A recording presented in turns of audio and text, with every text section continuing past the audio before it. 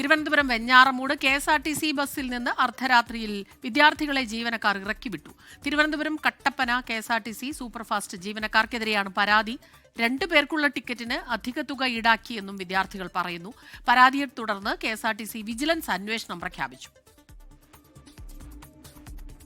തിരുവനന്തപുരം സെൻട്രലിൽ നിന്ന് വെഞ്ഞാറമൂട്ടിലേക്കുള്ള യാത്രക്കിടയിലാണ് കോളേജ് വിദ്യാർത്ഥിനികളായ 2 പെൺകുട്ടികൾക്ക് ദുരനുഭവം.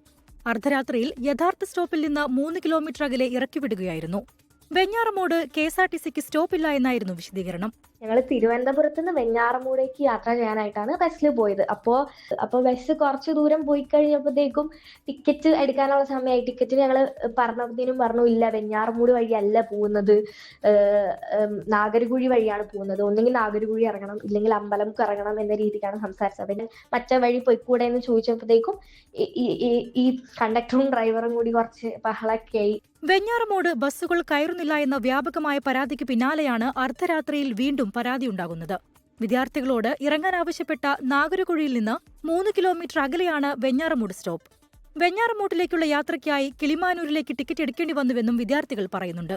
സ്ത്രീകളെ പെരുവഴിയിൽ ഇറക്കരുത് എന്ന ഗതാഗത മന്ത്രിയുടെ കർശന നിർദ്ദേശം നിലനിൽക്കെയാണ് വീണ്ടും പരാതികൾ വരുന്നത്. അതേസമയം സംഭവം അന്വേഷിക്കാൻ വിജിലൻസിനെ നിയോഗിച്ചിട്ടുണ്ട്. അന്വേഷണത്തിന് ശേഷം തുടർ നടപടി ഉണ്ടാകുമെന്നാണ് വിവരം. 24 തിരുവനന്തപുരം. ലോകത്തെവിടെയായാലും ഏത് സമയത്തും 24 വാർത്തകളും ഓഗ്മെന്റഡ് റിയാലിറ്റി പാക്കേജുകളും എക്സ്പ്ലെയിനറുകളും വിശദമായി കാണാൻ ഞങ്ങളുടെ YouTube ചാനൽ നിങ്ങൾക്ക് സബ്സ്ക്രൈബ് ചെയ്യാം.